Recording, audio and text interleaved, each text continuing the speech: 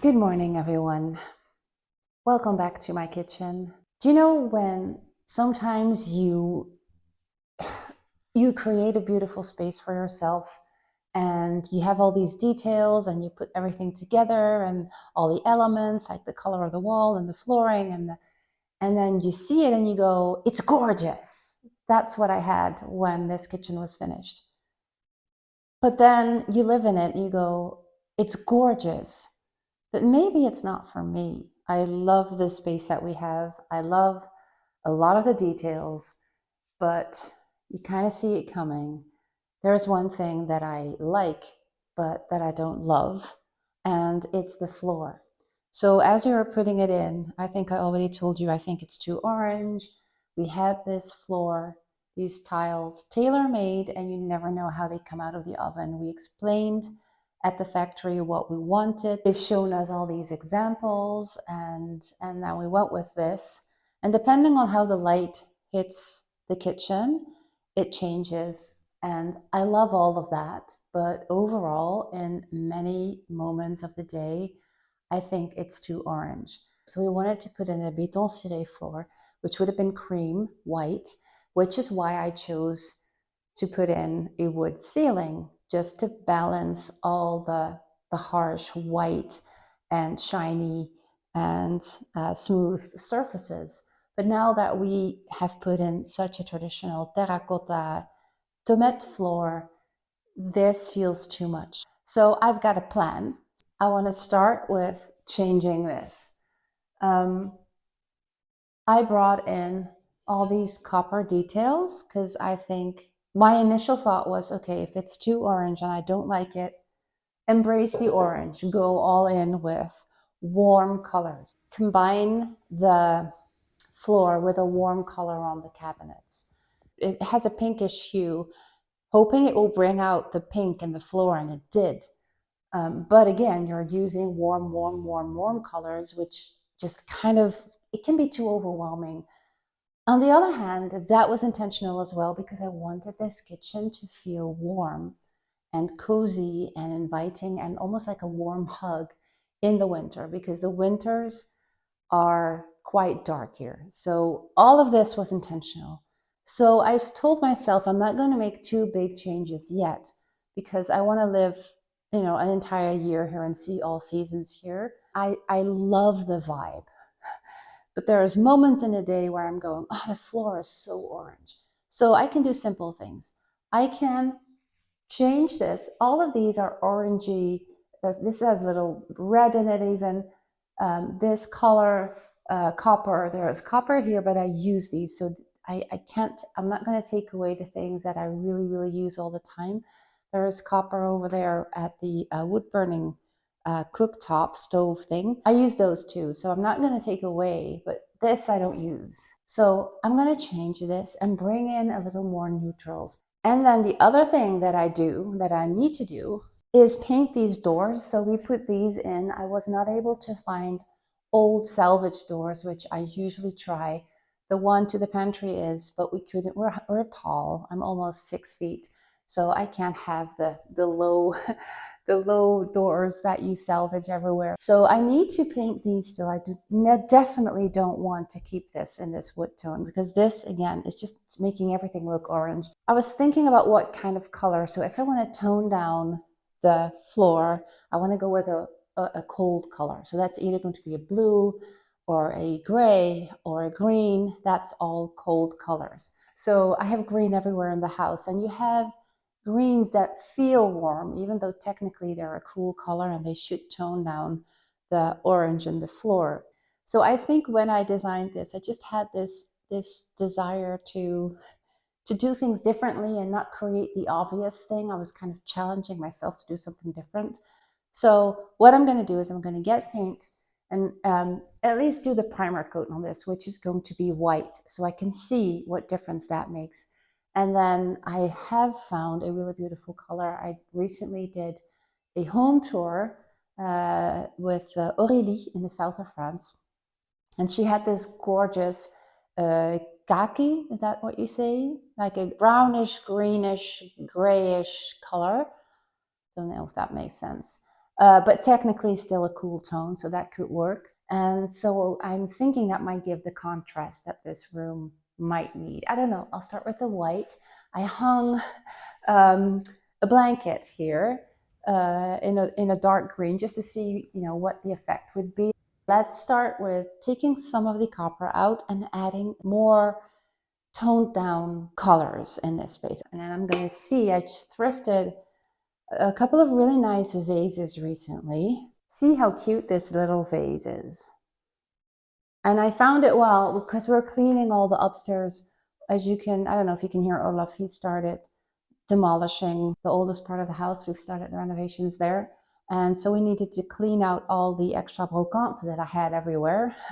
I'm actually selling a lot of things right now because we just need to make space. And I also hope to have a temporary brocante shop again next spring and summer and fall in the former living room. Anyway, this I found and I thought it was so gorgeous. So I'm definitely going to put this here. And then I have this really cute little card that the previous owners left for us when we got the key to the house. So I'm thinking, because it still has that orange, but then it's so much more subtle.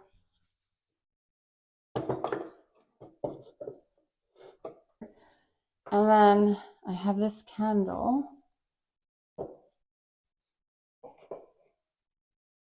This is really nice. I got this from Lauriane.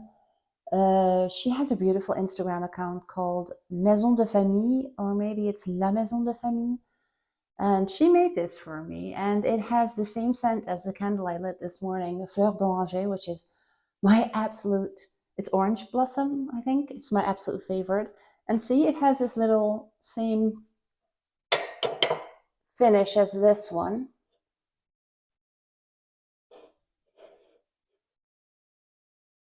Right, how's that look? Yes.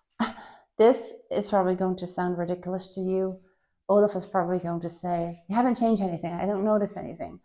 But this to me makes a huge difference already because the orange is gone here. I'm also looking at this little corner here. I mean, wood is good, but wood is also warm. I could also just put more flowers in here. I haven't got any in there now, but I've noticed really beautiful ones.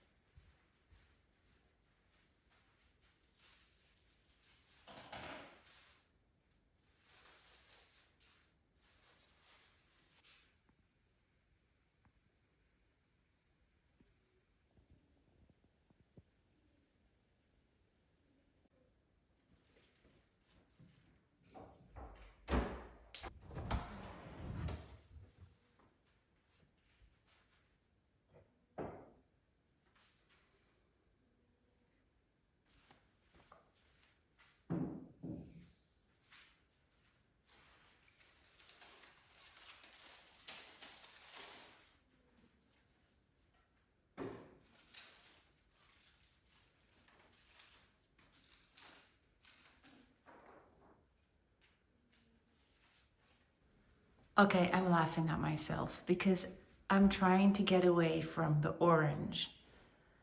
And as you can see, I'm picking a crock. Doesn't look as orange in the video as it does in real life. This is very, very orange. What is this? For some reason, orange wants to be in my life. I think I need to embrace this as much as I can. Orange is a very good color, by the way. Brings lots of joy. It makes you optimistic. It improves communication, which with two teenagers in the house might be exactly what we need. Now it looks like I picked those pinky ones for no reason, so. So the day after recording this, I got sick, and although I had already bought the paint, I was unable to paint the doors. Instead, I took some time to rest and reflect. I knew I didn't like these orange tiles when we put them in, but we couldn't return them and the investment was huge. I believe a lot of the things that happen in life happen for a reason, and I felt inspired to get creative to make the tiles work for the kitchen. I am a creative at heart. I get bored when I do the same thing for a longer time or when I stick to doing what I know. And I have a great desire to keep learning. So for this question of how to change my kitchen, I turned to the Skillshare community. And Skillshare is also the sponsor of today's video. You may have already heard of Skillshare, as they are the largest online learning community for creatives, with classes on a large number of topics, from illustration, interior design, photography and filmmaking, marketing, productivity, you name it, they've got a class for it. You will find thousands of creative classes which are all taught by industry experts at different levels, from beginners to advanced. And although I am trained in how to use color in interior design, I know there is always more to learn and that you can always be inspired by others. And so I turned to the class taught by Auke and Yildu. Auke is a Dutch architectural designer, and his class on color teaches the effects of color on our mood, how the use of color changes the perception of a space, and how natural light affects the color. His examples were very, very helpful to see these effects for different spaces and different colors. And what I like about Skillshare is that each class has a class project for which other members share their projects as well, so you can also be inspired by their work. So this class helped me realize once more that I have used mostly warm tones, intentionally, but still. In a west-facing space, I realize it can be too overwhelming, and bringing in cooler tones may help tone things down. While I was looking for this class, I noticed there are so many classes that I would like to take still this coming winter. And I will definitely keep you posted because there are so many interesting topics that I want to dive into. And if you feel you would like to join Skillshare too, please know that the first 500 people to use my link in the description will receive a 1-month free trial of Skillshare. So I suggest you get started today.